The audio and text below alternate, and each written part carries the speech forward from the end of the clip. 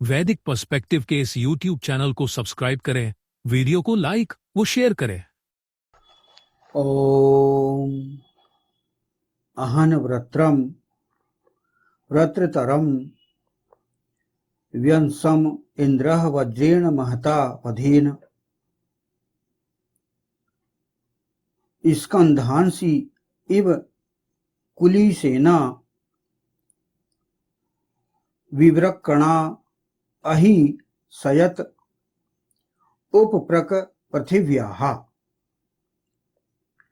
हनन किया व्रत्र का, उससे भी अधिक निकृष्ट व्रत्र का, छिन्न बाहु का, इंद्रियों को वश में करने वाले ने वज्र द्वारा, महान वध द्वारा, कुठार से विशेष रूप से काटे गए वृक्ष स्कंधों के समान अहि पृथ्वी के ऊपर उसे स्पर्श करता हुआ पड़ा हुआ है। यह जो मंत्र लिया गया वह ऋग्वेद के प्रथम मंडल के 32वें सूक्त का यह पंचम मंत्र है। तो यहां पर व्रत्र की बात की गई। व्रत्र कौन होता है? व्रत्र वो होता है जो ढांकता है, ढकने वाला। जैसे कि हम बरसात के समय, वर्षा के समय देखते हैं कि बादल छा जाते हैं और सूर्य की किरणें पृथ्वी तक नहीं पहुंच पाती, तो वो ढक जाती हैं। मतलब सूर्य की किरणों को छुपा लेते हैं बादल। मेघ, मेघ भी कहा जाता है जिनको, बादल भी कहा जाता है। और वे सनलाइट नहीं आने देते, इससे विटामिन डी जो कि सूर्य के प्रकाश से मिलती है वो नहीं पहुंच पाती। ये बादलों का काम हो गया। और जनहित नहीं हो पाता, सूर्य की किरणें नहीं पहुंच पाती।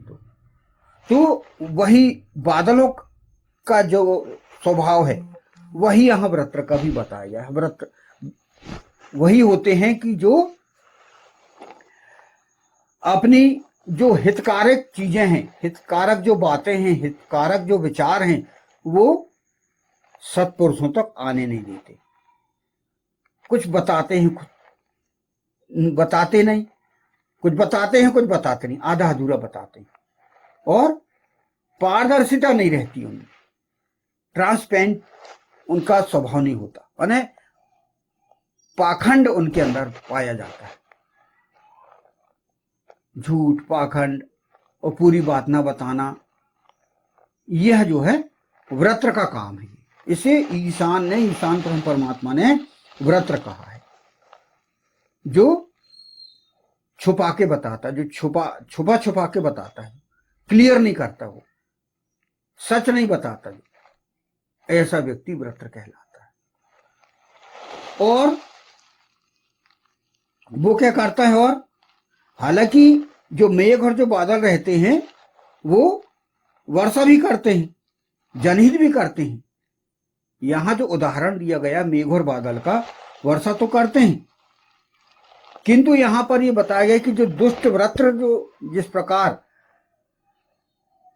गंदे विचारों की वर्षा करते हैं, वे भी हानि पहुंचाते हैं और जन सामान्य पर अन्याय और अत्याचार की वर्षा करते हैं। कई बार क्या होता है कि वर्षा बड़ी अच्छी लगती है, खेती के लिए बहुत अच्छी लगती है, जहां पर कृषि की जरूरत है, गेहूं, चावल, मूंगफली, मक्का, ज्वार, बाजरा, सारी जो कृषि, उसके लिए वर्षा होती तो बहुत अच्छा लगता है। वही वर्षा हो गई और उससे पेड़ पौधे लहलहा गए और उनको पानी मिल गया, पोषण मिल गया और वो बढ़ गए, तो अच्छी बात। लेकिन कहीं कहीं वर्षा बाढ़ ला देती है, नुकसान कर देती है।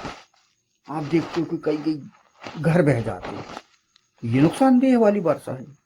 जबकि कहते बादल फट जाना, अति वर्षा हो गई तो अति वर्षा भी नुकसानदेह है। तो यहां पर वही कहा गया, वही वर्षा हो तो जनहित के लिए हो, जन के अहित के लिए ना हो। नगरीय क्षेत्रों में वर्षा होती है तो बहुत सा नुकसान हो जाता है, लेकिन कृषि क्षेत्रों में यदि वर्षा होती तो लाभदायक है, बहुत अच्छी बात है। मतलब जो है कि हम उन वृत्तों से तुलना करें मेघ की तो वो कहीं तो अच्छे नुकसानदेह नहीं होते, लेकिन कहीं नुकसानदेह हो जाते। तो ये वृत्तों का स्वभाव एक बादल के मेघ से एक की गई है। वेद एक अलंकारिक ग्रंथ है, कई जगह अलंकार का प्रयोग किया गया है, तो इसको एक उदाहरण के रूप में हम समझ सकते हैं। यह है तो वृत्तों का स्वभाव वही होता है कि बातों को रोकना, छुपाना, इससे पाखंड, झूठ ये पैदा होता है, इससे भ्रष्टाचार बढ़ता है, गंदगी बढ़ती है और विचारों में पारदर्शिता नहीं होती। ये होता है वृत्तों का काम। और वही वृत्र फिर क्या होते हैं कि समाज में नुकसान फैलाते। तो ऐसे वृत्रों को वध करने की बात कही गई जो बहुत नुकसान पहुंचा देते हैं। नुकसान की, हानि की कैटेगरी क्या है, हानि का स्तर क्या है, ये देखा जाता है। बहुत हानि हो गई तो फिर तो भाई मारना ही पड़ेगा। बाणों की वर्षा कर दी उनने, या कहीं बम पटक दिए, बम की वर्षा कर दिए, तो फिर तो उनको मारना ही पड़ेगा ना, हम कैसे रह सकते। तो ऐसी वृत्रों को कहा गया है वध करने को। यहां पर आगे कहा गया है इस मंत्र में ऐसे वृत्रों और उससे भी अधिक निकृष्ट वृत्रों का हनन और वध किए जाने का आदेश इंद्रियों को वश में करने वाले को दिया गया है। जो इंद्रियों को वश में करने वाला हो वह क्या काम करे, ऐसा यहां पर कहा गया है। वह वज्र रूपी अस्त्र शस्त्रों द्वारा उनका वध करे। ऐसे जो अस्त्र शस्त्र हैं जो वज्र रूपी, वज्र बहुत भारी, इसको उदाहरण के रूप में अपन कह सकते हैं कि गदा और भारी जो अस्त्र शस्त्र होते हैं वे वज्र रूपी अस्त्र शस्त्र कहलाते हैं, उनसे हनन किया जाए। यह वध महान वध है, यह महान वध कहा, बहुत बड़ा वध है। यदि दुष्ट लोग यदि हम पर बाणों की वर्षा कर रहे हैं, परमाणु बमों की वर्षा कर रहे हैं, बहुत नुकसान कर रहे हैं, तो उनका वध बहुत ही है। और ये ईश्वर कह रहा है कि ये महान काम है, बहुत बड़ा काम है। दुष्टों का हनन, दुष्टों का वध महान कार्य है। इसमें हम देखते हैं कि सरकार इसमें वीर चक्र, महावीर चक्र, परमवीर चक्र, क्या क्या पारितोषिक सैनिक अधिकारियों को, सैनिकों को देती है। ये वही है, उनकी पदोन्नति करना, ये उसी के अंतर्गत है। और उन्हें